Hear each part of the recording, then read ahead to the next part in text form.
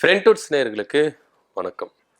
தமிழக வெற்றி கழக தலைவர் விஜய் அவர்களுக்கு திமுகவை பார்த்தாலே ஏன் பிடிக்க மாட்டேங்குது அப்படின்னு தெரியல. தொட்டதுக்கெல்லாம் திமுக தான் காரணம். வெயில் அடிக்குது திமுக தான் காரணம். மழை அடிக்குது திமுக தான் காரணம். என் பாக்கெட்ல பாக்கெட் மணி இல்லை அதுக்கும் திமுக தான் காரணம் இப்படின்னு தொட்டதுக்கெல்லாம் திமுக திமுக திமுகன்னு சொல்லிட்டு ஊர் ஃபுல்லா தெரிஞ்சுட்டு இருக்கிறாரு தலைவர் விஜய் அவர்கள். உண்மையிலேயே இவர் நாகை மாவட்டத்துல பிரச்சாரம் மேற்கொண்டார்.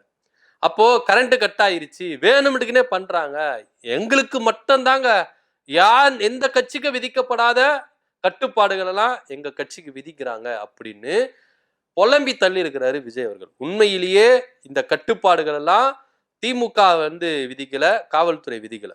உயர் நீதிமன்றத்துக்கு இவங்க போனாங்க. வேற தமிழக வெற்றி கழக தலைவர் விஜய் அவர்கள் உயர் நீதிமன்றத்துல போய் என்னாங்க, எங்களுக்கு எல்லா கட்சிக்கும் தர மாதிரி எங்களுக்கு பர்மிஷன் கொடுக்க மாட்டேங்கிறாங்க, தமிழக வெற்றி கழகத்தை பார்த்தாலே அவங்களுக்கு என்னன்னு தெரியல, எங்களை மட்டும் ஒரு தினுசா நடத்துறாங்க அப்படின்னு உயர் நீதிமன்றத்துல வாதத்தை முன் வச்சாங்க.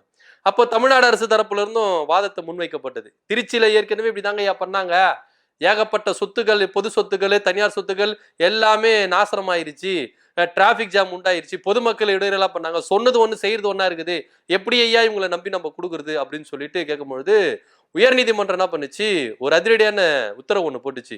இதுமேட்டு இருந்து தமிழக வெற்றி கழகம் மட்டும் இல்ல, எல்லா அரசியல் கட்சி தலைவர்கிட்டையும் எந்த கட்சி மாநாடோ இல்ல பொதுக்கூட்டமோ இல்ல பேரணியோ எது நடத்துறாங்களோ வைப்பு தொகை அப்படின்னு சொல்லிட்டு டெபாசிட் இருந்து வாங்குங்க, எதனா தனியார் சொத்தோ இல்ல பொது சொத்தை சேதமடைஞ்சா அதுல யூஸ் பண்ணிக்கலாம் அப்படின்னு சொல்லிச்சு. அது மாத்திரம் இல்லாம சில பல கட்டுப்பாடுகளோட தமிழக வெற்றி கழகத்துக்கு நாகை மாவட்டத்திலும் திருவாரூர் மாவட்டத்திலையும் என்ன பண்ணாங்க, பர்மிஷன் கொடுத்தாங்க. உயர் நீதிமன்றம் கொடுத்தது, காவல்துறை என்ன பண்ணாங்க, ஒரு சில கட்டுப்பாடுகள் கொடுத்தாங்க. ஆனா அந்த கட்டுப்பாடுகள் எல்லாம் காத்துல வீச விட்டாங்க. இந்த மாதா கோயிலுக்கு, வேளாங்கண்ணி மாதா கோயிலுக்கு சொந்தமான ஒரு திருமண மண்டபத்துல சுவர் என்ன பண்ணிருக்காங்க, ஏறி உடைச்சி நாசனம் பண்ணிருக்கிறாங்க, தனியார் சொத்தை சேதப்படுத்தி இருக்கிறாங்க. இது மாத்திரம் இல்லாம அநேக போக்குவரத்துக்கு தடையா இருந்திருக்காங்க. பைக்ல வரக்கூடாது, பின்தொடரக்கூடாது, இத்தனை கார் தான், குறிப்பிட்ட கார் வரணும், பைக் வரணும் அப்படின்னு சொல்லும் போது அது எல்லாத்தையும் என்ன பண்ணிருக்காங்க, அந்த உத்தரவுகளை எல்லாத்தையும், தடைகளை எல்லாத்தையும் காத்துல வீச விட்டுருக்காங்க. வீசி விட்டுட்டு தடையை மீறி, உத்தரவுகளை மீறி, நீதிமன்றம் சொன்ன அறிவுரைகள் எல்லாத்தையும் மீறி இங்க தமிழக வெற்றி கழக தலைவர் விஜய் அவர்கள் என்ன பண்ணியிருக்கிறாரு, தாராளமா என்ன பண்ணியிருக்கிறாரு, ஏகப்பட்ட பொய்களை, குற்றச்சாட்டுகளை திமுக பக்கம் மேல வச்சிருக்காரு. உண்மையிலேயே அன்னைக்கு கரண்ட் கட்டாந்ததுக்கு யார் காரணம் அப்படின்னா தமிழக வெற்றி கழக தலைவர் மாவட்ட தலைவர் சுகுமார் அவருன்றதுதான் காரணமே. ஏன்னா அவர் தான் என்ன பண்ணியிருக்கிறாரு, ஐயா எங்க தலைவர் வராரு, உயர் மின்னழுத்த கம்பியெல்லாம் போகுது, எங்க பசங்க சும்மா இருக்க மாட்டாங்க, வாழுதனம் பண்ணுவாங்க, மேலே கீழே ஏறுவாங்க, கம்பி கிம்பி பட்டு உயிர் சேதம் ஆயிடுச்சுன்னா யார் யா பொறுப்பு, அதுவும் இல்லாம எங்க தலைவர் பஸ் வேற வருது, மேலே ஏறி நிப்பாரு, கம்பி கிம்பி எதனா போயிருச்சுன்னா யார் யார் ரிஸ்க்கு, அதனால என்ன பண்ணுங்க, கரண்ட்டை கட் பண்ணுங்க அப்படின்னு கைப்பட எழுதின லெட்ரு பேடோட கைப்பட எழுதின லெட்ரு இங்க சமூக வலைதளத்துல ரொம்ப அரசல் பரசலா மாதிரி இருக்கு.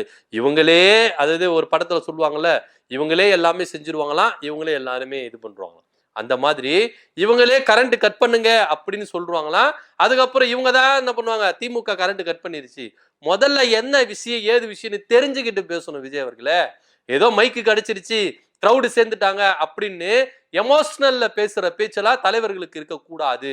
என்ன நடந்தது சம்பவம், நீங்க ஒரு சினிமா துறையில இருந்து வந்திருக்கீங்க, உங்களை பாக்குறதுக்கு தான் அங்க கூட்டம் கூடி இருக்குது கண்டி, உங்க பேச்சை கேட்கறதுக்கு அப்படி ஒண்ணு நீங்க பவர்ஃபுல்லா ஒண்ணு பேசுறீங்களே, ஜனங்களுக்கு பொதுமக்களுக்கு ஆதரவா ஒண்ணு நீங்க பேசலையே, பொதுமக்களை வளர்ச்சி அடைகிறதுக்கு நீங்க எதுவுமே பேசலையே, தமிழ்நாடு வளர்ச்சி அடைகிற பாதையில நீங்க போய் கொண்டு போய் பேசுறேன்னு சொல்லிட்டு பேசுறிய, சும்மா திமுக திமுக எதுக்கத்தால திமுக தான். இந்த ரோட்ல கருப்பு கார் போகுது, அது திமுக தான் காரணம். காக்கா பறகுது, திமுக தான் காரணம். எல்லாத்துக்கும் திமுக காரணம் விஜய் அவர்களுக்கு. ஒரு காலத்துல எல்லாத்துக்கும் திமுக காரணம் சொல்லிட்டு தெரிஞ்சவர் தான் அண்ணாமலை. இன்னைக்கு அண்ணாமலையுடைய வேலைய இங்க நம்ம விஜய் அவர்கள் எடுத்துட்டு இருக்காரு. இது மாத்திரமா, ஆளுநர் ஷா நவாஸ் வச்சு செஞ்சிருக்கிறாரு. ஆளுநர் செஞ்ச வேலைய, RSS செஞ்ச வேலைய, பாஜக செஞ்ச வேலைய இப்போ விஜய் அவர்கள் கையில் எடுத்திருக்கிறாரு. ஏன்னா அவதூறு பரப்புறது, என்ன நடந்திருக்கு, தமிழக அரசு என்னென்ன திட்டங்களை செஞ்சிருக்கிறாங்க, இந்த கடலரிப்பு சுவர் அப்படின்றதுல கொண்டு வரவே இல்லை, அது உயர்த்தவே இல்லை அப்படின்னு ஏகப்பட்ட குற்றச்சாட்டுகளை முன் வச்சிருக்காங்க. ஆனா அது திமுக அரசு வந்து என்ன பண்ணிருக்கு, அது மேம்படுத்திருக்கு. அது என்னென்ன இன்னும் ஸ்பெசிஃபிக்கா பண்ணணுமோ அதெல்லாம் பண்ணி எந்த அளவுக்கு பாதுகாப்பா இருக்கணுமோ அந்த அளவுக்கு பாதுகாப்பு கடலோர மாவட்டம் இருக்கிற அந்த கிராம மக்களுக்கு. இதெல்லாம் தெரிஞ்சுக்காம இங்க விஜய் அவர்கள் என்ன பண்றாரு, அடுக்கடுக்கான பொய் குற்றச்சாட்டுகளை முன்வைக்கிறார். உண்மையிலேயே அவருக்கு நாலேஜ் இருக்குதா? எழுதி கொடுக்கிறவங்க முதல்ல என்ன நடந்திருக்கு அப்படின்ற எழுதி கொடுக்கணும். எழுதி கொடுக்கறது அவரு மேல தப்பு இல்லை. விஜய் அவர்கள் மேல உண்மையிலேயே தப்பு சொல்லவே முடியாது. அவருக்கு ஒண்ணுமே தெரியாது, ஜீரோ. தமிழ்நாட்டுல அரசு நலத்திட்டங்கள் என்னென்ன நடந்திருக்கு, அரசு எப்படி செயல்படுது, அந்த மாவட்டத்துல என்ன பிரச்சனை அப்படின்றத சுயமா பேச மாட்டாரு. அவரு ஜீரோ. எழுதி கொடுக்குறாங்க பாத்தீங்களா, அவங்க கரெக்டா எழுதி கொடுத்தா அந்த மனுஷன் சூப்பரா படிச்சுட்டு போவாப்புல. அவரை விஜய் அவர்களுக்கு குறை சொல்லி ஒரு ரூபாய்க்கு பிரயோஜனம் கிடையாது. ஏன்னா அவருக்கு விஷயம் தெரிஞ்சா பரவாயில்ல. பேப்பரை வச்சு படிக்கிறவங்களுக்கு என்னங்க நாலேஜ் இருந்துற போதே? பேப்பர் இல்லாம படிக்க சொல்லுங்க. ஒரு மாவட்டத்துல போனா அந்த மாவட்டத்துல என்ன பிரச்சனை, அந்த மாவட்ட மக்களுக்கு என்ன தேவை, அந்த மாவட்டத்துல உடனடியா என்ன தேவை இருக்கு, மாநில அரசு மூலியமா மத்திய அரசு மூலியமா என்னென்ன செயல் திட்டங்கள் செயல்படுத்தணும், இது எல்லாத்தையும் சுயமா சொன்னார்னா அவர் ஒரு நல்ல தலைவர். இவர் எழுதி கொடுக்கறத தானே படிக்கிறாரு. அதுல இப்போ நாகை மாவட்டத்துல சென்னை மாவட்டத்துல என்ன நடக்குது எழுதி கொடுத்தாலும் அதே படிச்சுட்டு தான் போவார். ஆஹா, இது சென்னை மாவட்டத்தில் நடக்கிற விஷயமாச்சா, நாகை மாவட்டத்தில் என்ன நடக்குது அப்படின்னு அனலைஸ் கூட அவர் பண்ண மாட்டாரு. ஏன்னா எழுதி இருக்கிறது அப்படியே படிச்சிடணும். அவரு இதுல வேற அவரே உண்மை ஒத்துக்கிறேன். நான் படிக்கிறது நம்ம 3 நிமிஷம் தான், அந்த 3 நிமிஷத்தை கூட இங்க பேச விட மாட்டாங்களே. அப்ப அவரே ஒத்துக்கிறாரு, என் கெப்பாசிட்டி 3 நிமிஷம் தான், 3 நிமிஷத்துக்கு மேல என்னால பேச முடியாது, ஏன்னா எழுதி கொடுத்தாலும் என்னால பேச முடியாது அப்படின்றத விஜய் அவர்கள் ஒத்துக்கொண்டு இருக்கிறார். இந்த மனப்பான்மை அவருக்கு இருக்கிறத வரவேற்கிறோம். ஏன்னா அவர் மேல இருக்கிற குறைய ஒத்துக்கிறாருல. எனக்கு 3 நிமிஷத்துக்கு மேல படிக்க முடியாதுங்க, நான் படிக்கிறது 3 நிமிஷம் தான், அதையே ஒழுங்கா படிக்க விட மாட்டீங்களே அப்படின்னு. உண்மையிலே விஜய் அவர்களே, அங்க கரண்ட் கட் ஆனதுக்கு தமிழ்நாடு அரசோ இல்ல மின்வாரியமோ யாருமே கிடையாது, உங்க மாவட்ட செயலாளர் தான். நீங்க கேள்வி கேட்கணும்னா உங்க மாவட்ட செயலாளர் கேள்வி கேளுங்க, ஏன்பா உனக்கு இந்த வேலை. ஆனா அந்த மாவட்ட செயலாளர் நல்ல விதத்துல தான் பண்ணியிருக்கிறாரு. அவரு வேணும்னு போய் பண்ணல. ஏன்னா விஜயுடைய ரசிகர்கள் என்னென்ன சேட்டைகள் பண்ணுவாங்க அப்படின்றதெல்லாம் அவருக்கு தெரிஞ்சிருக்கு. அதனாலதான் உயர் மின்னழுத்த போற கம்பிய நீங்க யார் மேல பட்டு உயிர் சேதம் வந்துடக்கூடாது, ஏன்னா எங்க பசங்களை பத்தி எங்களுக்கு தெரியும், அறந்தவாளு என்னென்ன பண்ணுவாங்க, என்னென்ன சேட்டைகள் பண்ணுவாங்க எல்லாம் எங்களுக்கு தெரியும், நாங்க என்னென்ன பண்ணிருக்கிறோம் அப்படின்றதெல்லாம் எங்களுக்கு தெரியும் அப்படின்னு சொல்லிட்டு தான் அவர் நல்ல விதமா தான் லெட்டர் கொடுத்திருக்காரு மின் வாரியத்துக்கு. அதன் அடிப்படையில தான் கரண்ட் கட் பண்ணிருக்காங்க. என்னமோ விஜய் அவர்கள் வளர்ச்சியை தடுக்கிற மாதிரியும், அவர் அப்படியே பொங்கி எழுந்து பேசுற மாதிரியும், மக்களுக்கு அப்படியே வளர்ச்சி திட்டங்கள்லாம் கொண்டு வந்துடுற மாதிரியும் அவர் பேச்சை வந்து கட் பண்றது. என்ன சார் நீங்க ஒண்ணுமே தெரியல உங்களுக்கெல்லாம், நீங்களாம் வந்து மைக்க பிடிச்சி ஜனங்க கூட்டிட்டாங்க அப்படின்றதுக்காக வாய்க்கு வந்தெல்லாம் பேசுறீங்க. ஆனா உண்மையிலே விஷயத்தை தெரிஞ்சுன்னு பேசுங்க. ஆளுநர் ஷா நவாஸ் எல்லாம் வந்து வச்சு செஞ்சிருக்கிறார். நீங்க ஏன் இப்படி பேசுறீங்க, எதுக்கு பேசுறீங்க, யாருடைய தூண்டுதலின் பேரில் நீங்க பேசுறீங்க அப்படின்றத. அதுவும் இல்லாம இந்த மாதிரி ஒரு நீதிமன்றம் உத்தரவிட்டும் அறிவுரைகளை சொல்லியும் அதையெல்லாம் விதிமீறல் பண்ணியிருக்கிறாங்க. இவங்க சட்டத்தை மீறுறாங்க, ஆனா இவங்க சட்டத்தை காப்பாற்ற போறேன் அப்படின்றாங்க. முதல்ல உங்க கட்சி நிர்வாகிகளே உங்களால கட்டுப்படுத்த முடியல. உங்க கூடுறாங்க பாத்தீங்களா, அவங்களுக்கே உங்களால அறிவுரை சொல்ல முடியல. உங்க அறிவுரை அவங்களே ஏத்துக்கல. ஏன்னா ரசிகர் மனப்பான்மையில தான் விஜய் அவர்களை பாக்குறாங்களே. இதுக்கு முன்னாடி திரையில பார்த்தோம், இன்னைக்கு வீதிக்கு வந்திருக்கிறாரு நம்ம பாக்குறோம், அவ்வளவுதான். அந்த ஒரு மனப்பான்மையில தான் பாருங்க. ஒரு 4-5 வாட்டி நீங்க போயிட்டு வந்துட்டு பாருங்க, அடுத்த தடவை கூட்டம் வருதா பாருங்க, வர மாட்டாங்க. ஏன்னா உங்களை பார்த்து சலிச்சு போயிடும். ஆட போப்பா விஜய் நான் பார்த்தாச்சு, 100 தடவை பார்த்தாச்சு, 1000 தடவை செல்ஃபி எடுத்தாச்சு, இதுக்கப்புறம் எதுக்கு நம்ம அவரை போய் பார்க்கணும்னு சொல்லிட்டு பார்க்க மாட்டாங்க. அதனாலதான் விஜய் அவர்கள் வீக்கெண்ட் அரசியல் பண்றாரு.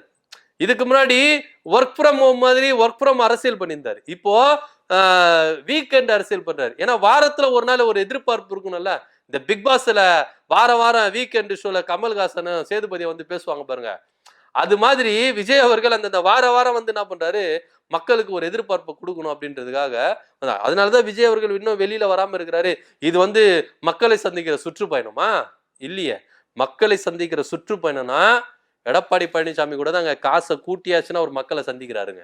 அந்த இது கூட விஜய் அவர்களுக்கு இல்லையே அப்படின்றதுதான் இங்க நிதர்சனமான உண்மை. உண்மை எது பொய் எது அப்படின்னு தெரிஞ்சுக்காம, யார் மேல மிஸ்டேக் அப்படின்னு தெரிஞ்சுக்காம, எல்லாத்துக்கும் திமுக காரணம் காட்டி சொல்லி தெரிஞ்சிருக்கிற விஜய் அவர்கள் கொஞ்சமாச்சுன்னா உங்க கட்சியை கட்டமைக்கிறதுல, உங்க கட்சியை கொஞ்சம் கட்டமைக்கிறதுல, வலுப்படுத்துறதுல, ஒரு கட்டுக்கோப்போட நடத்துறதுல உங்க கவனத்தை நீங்க செலுத்தினீங்கன்னா ரொம்ப நல்லதா இருக்கும்.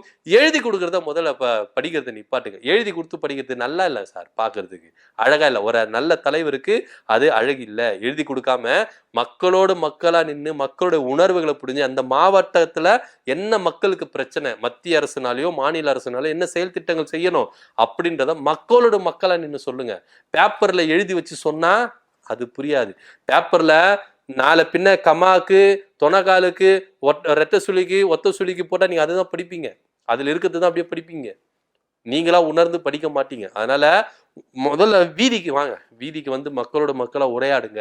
மக்களோட மக்களா நில்லுங்க. அப்பதான் உங்களோட உணர்வுகள் புரியும். அவங்களோட தேவைகள் என்ன அப்படின்ற புரியும்.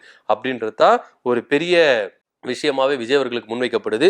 இதுக்கப்புறமாவது விஜய் அவர்கள் தங்களை திருத்திப்பார் அப்படின்னு நம்பிக்கையில அவருக்கு வாழ்த்துக்களை நம்ம என்ன பண்றோம் தெரிவிச்சுக்கிறோம். விஜய் அவர்கள் சுற்றுப்பயணத்துல எல்லாத்துக்கும் திமுக தான் காரணம் அப்படின்னு சொல்லிட்டு தெரிஞ்சிருக்கிறாரு. இதை பத்தியோட கருத்து என்ன அப்படின்றது கீழே கமெண்ட் பண்ணுங்க. நன்றி, வணக்கம்.